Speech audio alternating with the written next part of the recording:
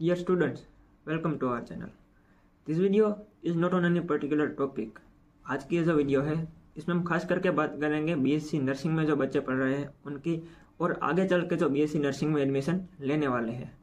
तो यह जो हमारी पूरी वीडियोस की सीरीज रहने वाली है इसमें हम आपको बीएससी नर्सिंग में पढ़ाए जाने वाले जो सभी सब्जेक्ट है उनका ओवरव्यू कराएंगे। मतलब कि आप सब्जेक्ट का मतलब क्या होता है, आप उस सब्जेक्ट को बीएससी नर्सिंग में क्यों पढ़ रहे हो और उस सब्जेक्ट में आप आगे चल के क्या पढ़ने वाले हो। तो इस वीडियो में हम बात करेंगे अप्लाइड सोशियोलॉजी एंड साइकोलॉजी की। तो पहले जब ईयरली सिस्टम था तो ये दोनों सब्जेक्ट अलग अलग आते थे। साइकोलॉजी पढ़ते थे हम फर्स्ट ईयर में और सोशियोलॉजी पढ़ते थे हम सेकंड ईयर में। लेकिन अब एक ही सेमेस्टर में एक ही सब्जेक्ट के रूप में आता है। तो 75 मार्क्स का आपका पेपर निकलता है, वो दोनों सब्जेक्ट को कंबाइन करके निकलता है, applied sociology and applied psychology. अब हम सोशियोलॉजी का मतलब समझते हैं। सोशियोलॉजी का बेसिक मतलब होता है कि ह्यूमन सोसाइटी के डेवलपमेंट, स्ट्रक्चर और फंक्शन की स्टडी करना। अब जो कि आपका सब्जेक्ट है वो है अप्लाइड सोशियोलॉजी। तो इसमें हम क्या करेंगे कि जो हमने सोसाइटी की स्टडी करी, उसके डेवलपमेंट, फंक्शन और स्ट्रक्चर की, वही स्टडी को हमें अप्लाई करना है। कहाँ अप्लाई करेंगे? तो हमारी जो एवरीडे की जो प्रॉब्लम है एंड ऐसी जो सिचुएशन आती है उसको सोल्व करने के लिए हम जो हमारी ह्यूमन सोसाइटी की स्टडी करी है हमने उसको अप्लाई करते हैं। तो वो हो जाती है अप्लाइड सोशियोलॉजी। जैसे कि आप सब जानते हो, भारत एक विविधताओं से भरा हुआ देश है। वहाँ की अर्बन कम्युनिटी, रूरल कम्युनिटी और ट्राइबल कम्युनिटी को समझने के लिए सोशियोलॉजी पढ़ना ज़रूरी है। फिर आता है वहाँ के एजुकेशन लेवल को जानने के लिए, वहाँ पे जो मेजोरिटी पॉपुलेशन है वो कौन सी है वो जानने के लिए, सोशल इश्यूज जानने के लिए, फिर उसके थॉट्स और बिलीफ को समझने के लिए सोशियोलॉजी पढ़ना बेहद ज़रूरी होता है। फिर आता है वहाँ का कल्चर। तो कल्चर समझने के लिए मॉडर्नाइजेशन की जो हेल्थ और इकोनॉमिक्स पे जो इफेक्ट होती है वो समझने के लिए सोशियोलॉजी पढ़ना ज़रूरी है। अब देखते हैं हम सोशियोलॉजी में क्या पढ़ेंगे। सबसे पहले आता है सोशल स्ट्रक्चर। उसमें हम देखेंगे सोशल ग्रुप्स एंड सोशलाइजेशन। फिर आता है culture, marriage system and caste system. फिर आता है सोशल ऑर्गेनाइजेशन एंड डिसऑर्गेनाइजेशन, जिसमें हमें देखना होता है social problems, poverty, housing, food supply, illiteracy, dowry system, child marriage and child labour.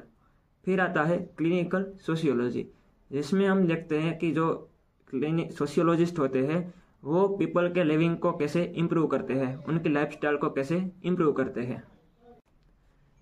यह बात हुई अप्लाइड सोशियोलॉजी के बारे में। अब हम देखते हैं अप्लाइड साइकोलॉजी का मतलब। Applied psychology means human and animal, उनके बिहेवियर और एक्सपीरियंस से रिलेटेड जो भी प्रॉब्लम्स हैं उनको सोल्व करने के लिए जो भी साइकोलॉजिकल मेथड्स है और साइंटिफिक साइकोलॉजी की जो फाइंडिंग्स हैं उनको यूज में लेना। अब हम देखते हैं अप्लाइड साइकोलॉजी को नर्सिंग में क्यों पढ़ाया जाता है। टू अंडरस्टैंड ह्यूमन बिहेवियर जो है उसको समझने के लिए।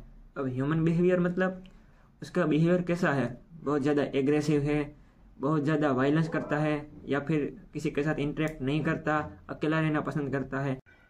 To understand mental condition of person. अब जो इंडिविजुअल पर्सन है उसके मेंटल कंडीशन को समझने के लिए साइकोलॉजी पढ़ते हैं हम। मेंटल कंडीशन बोले तो मेंटली स्टेबल है, मेंटली अनस्टेबल है, अपने निर्णय जो है वो खुद ले पाता है, नहीं ले पाता, कंफ्यूज रहता है। तो वो सब समझने के लिए हमें साइकोलॉजी पढ़ना ज़रूरी है। फिर आता है to assess cognitive functions of individual. जो इंडिविजुअल है उसके कोग्निटिव फंक्शंस। अब कोग्निटिव फंक्शंस बोले तो जिसकी attention, perception, intelligence, learning, memory, thinking, यानी जो ब्रेन की जो वर्क करने की कैपेसिटी है, ब्रेन के जो कुछ फंक्शंस होते हैं वो फंक्शंस प्रॉपर कर पाता है या नहीं, उसको असेस करने के लिए साइकोलॉजी पढ़ना ज़रूरी है। अब हम देखते हैं कि साइकोलॉजी में हम क्या पढ़ेंगे। तो सबसे पहले आता है mental health and mental hygiene.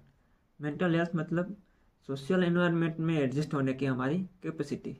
Mental hygiene मतलब मेंटल हेल्थ को प्रमोट करना। फिर आता है डेवलपमेंटल साइकोलॉजी। अब हमारी जो नीड है वो हमारी एज के अकॉर्डिंग चेंज होती रहती है। जैसे एज बढ़ती जाती है वैसे हमारी जो नीड होती है वो भी बदलती जाती है। उसके लिए कुछ साइंटिस्ट ने थियरीज दी है, जैसे कि psycho analytic theory, psycho social theory. तो वो हम इसमें देखेंगे। फिर आता है पर्सनालिटी एंड इट्स टाइप्स, फिर मोटिवेशन एंड इमोशनल प्रोसेस। अब साइकोलॉजी है वो पूरी इमोशंस के बेस पे बनी हुई है। फिर आते हैं सॉफ्ट स्किल्स जैसे कि कम्युनिकेशन स्किल्स, इंटरपर्सनल रिलेशनशिप। फिर आता है साइकोलॉजिकल असेसमेंट एंड टेस्ट, वो मेंटल हेल्थ को असेस करने के लिए आते हैं, जो भी टेस्ट होते हैं। फिर आता है सेल्फ एम्पावरमेंट, मतलब सेल्फ स्टीम को बूस्ट करना, हमारे खुद के आत्मविश्वास को बढ़ाना।